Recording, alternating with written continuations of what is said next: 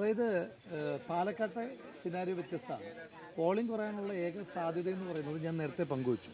അത് ഇതിൻ്റെ കണക്ക് വരുമ്പോൾ വിശദമായിട്ട് പറയേണ്ടതാണ്. അതായത് BJPയുടെ സ്ട്രോങ് ഹോൾഡ് ബെൽറ്റുകളിൽ പോയപ്പോൾ അവിടുത്തെ ധാരാളം വോട്ടർമാർ ഞങ്ങൾ തവണ വോട്ട് ചെയ്യില്ല, ഞങ്ങൾക്ക് വോട്ട് ചെയ്യാൻ കാരണമില്ല, BJPക്ക് വോട്ട് ചെയ്യാൻ കാരണമില്ല എന്ന് പറയുന്നുണ്ട്. അപ്പം BJPക്ക് മാത്രം വോട്ട് ചെയ്തുകൊണ്ടിരിക്കുന്ന ആളുകളുണ്ടല്ലോ, അവർ വേറൊരു പാർട്ടിക്കും കൊടുക്കാൻ കഴിയാത്തത്ര ഹാർഡ് കോർ ആയിട്ടുള്ള BJPക്കാർ.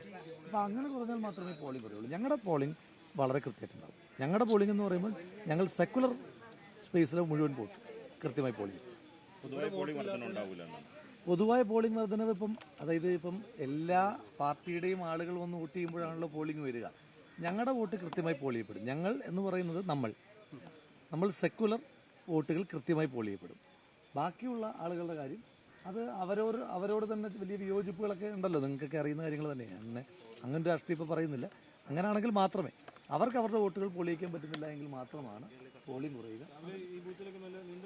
അതെ, നീണ്ട ക്യൂ കാണുമ്പോൾ തന്നെ നമുക്ക് കോൺഫിഡൻസ് കൂടുതൽ. ഇത് വികസനമാണോ വിവാദമാണോ, ഏതായിരിക്കും തെരഞ്ഞെടുപ്പ് വോട്ടർമാരെ സ്വാധീനിക്കും? ജനങ്ങളെ സ്വാധീനിക്കുക വികസനമാണ്. അനാവശ്യമായി വിവാദം ഉണ്ടാക്കിയിട്ട് അവരുടെ ചർച്ചകളെ മാറ്റിയതും അവരെ വളരെ വലിയ രീതിയിൽ സ്വാധീനിക്കും. അപ്പോൾ അതുകൊണ്ട് രണ്ടിനും കൂടെ ചേർത്ത് ഉള്ള വോട്ട്. വികസനത്തിൽ ഒരു തുറന്ന ചർച്ചയ്ക്ക് രാഹുൽ തയ്യാറായില്ല എന്നതാണ് സരിൻ തുടർച്ചയായി വെല്ലുവിളിച്ച് ചോദിച്ചായിരുന്നു. ഒരു വികസനത്തിൽ ഒരു ഓപ്പൺ ഫോറം ഒന്നിച്ച് ചർച്ച ചെയ്യാൻ തയ്യാറുണ്ട്. പക്ഷെ അവസാന നിമിഷം വരെ രാഹുൽ അതെ എനിക്ക് സംവാദമൊന്നും ചെയ്യാൻ അറിയാൻ പാടില്ലാത്ത ആളായതുകൊണ്ട് ഒരു പൊതുസംവാദത്തിന് രാഹുൽ വന്നില്ല. അതാണ് പൊതുസംവാദത്തിന് ആരും ക്ഷണിച്ചില്ല. ആരും ക്ഷണിച്ച് എന്നെ ആകെ സംവാദത്തിന് ക്ഷണിച്ചത് പ്രസ് ക്ലബ്ബാണ് അല്ലേ. ഞാൻ പറയുന്നത് തെരഞ്ഞെടുപ്പ് എടുക്കുമ്പോഴെങ്കിലും നമ്മൾ സത്യം, തെരഞ്ഞെടുപ്പ് എടുക്കുമ്പോൾ അതുവരെ പറയാത്തൊരു തെരഞ്ഞെടുപ്പ് എടുക്കുമ്പോഴെങ്കിലും സത്യം പറയണം. ഞാനെപ്പോഴും സത്യം മാത്രം പറയുന്നത്. തുറന്ന സംവാദത്തിന് വെച്ച ഒരു വേദി നിങ്ങൾ പറയൂ. ഏതെങ്കിലും ഒരു മാധ്യമ സ്ഥാപനം ഒരു തുറന്ന സംവാദം നമുക്ക് എന്നാൽ കൈരളി പോലും വെച്ചില്ല. കൈരളി വെച്ചായിരുന്നില്ല ഞാൻ വന്നേനല്ലോ.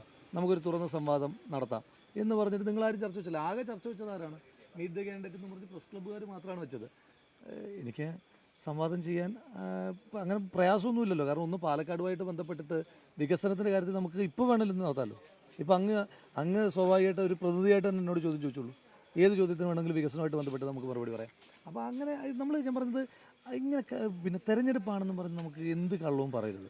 ആരാണെന്ന് പറയത് നിങ്ങൾ ഏതെങ്കിലും ഇപ്പോൾ ഇത്രയും എല്ലാ മാധ്യമ സ്ഥാപനമല്ലേ, മാധ്യമ സ്ഥാപനങ്ങളാണല്ലോ സാധാരണ. ഇപ്പോൾ അല്ല UDF അല്ലല്ലോ ചർച്ച വെക്കണ്ടേ ആണോ? തുറന്ന സംവാദം എല്ലാ സ്ഥാനാർത്ഥികളുമായിട്ടുള്ള വെക്കേണ്ട മാധ്യമ സ്ഥാപനം. നിങ്ങൾ എല്ലാ മാധ്യമ സ്ഥാപനത്തിൻ്റെയും പ്രതിനിധികൾ എടുത്തിട്ടുണ്ട്.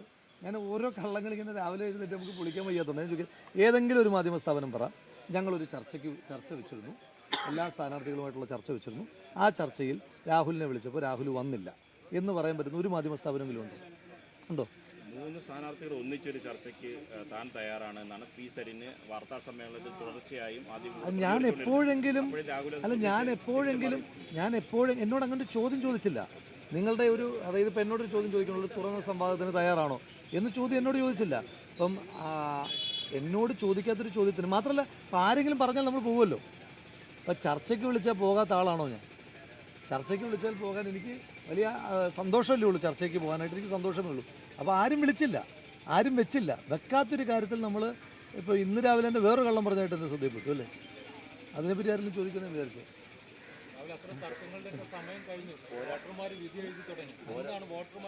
വോട്ടർമാരോട് ഞാൻ പറഞ്ഞുകൊണ്ടിരിക്കുന്നത് ഇത്തരത്തിൽ, അതായത് ഒന്നും പറയാനില്ലാത്തവരെന്തെങ്കിലും പറയുന്നതല്ല.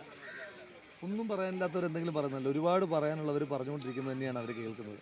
അവരെ ബാധിക്കുന്ന ഒരുപാട് വിഷയം. ഇനിയിപ്പോൾ പാലക്കാട്ടെ ജനങ്ങളുടെ വികസന സംവാദം തന്നെയല്ലേ ഇപ്പോൾ നടക്കുന്നത് അല്ലേ? തർക്കമുണ്ടോ? തെരഞ്ഞെടുപ്പ് എന്ന് പറയുന്ന ഒരു സംവാദമാണ്. അതിൽ നിന്നും ആരും മാറിയിട്ടില്ല. തെരഞ്ഞെടുപ്പ് എന്ന് പറയുന്നത് ജനങ്ങൾ സംവാദം നടത്തുകയാണ്. നമ്മൾ ഓരോരുത്തരും ഓരോ രാഷ്ട്രീയം വെച്ചു, നമ്മുടെ നിലപാടുകൾ വെച്ചു, നമ്മുടെ വികസനം വെച്ചു, അവർ വിവാദം വെച്ചു.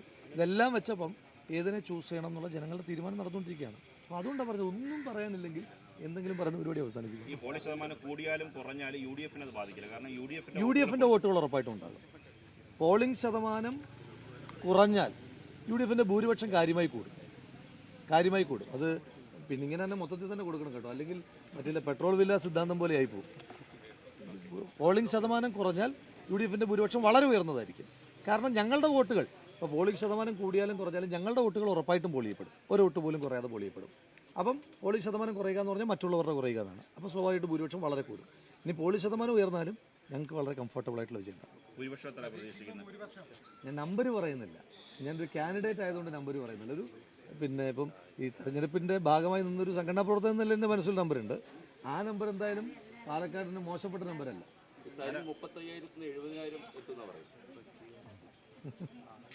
വേറെ തികഞ്ഞ ആത്മവിശ്വാസം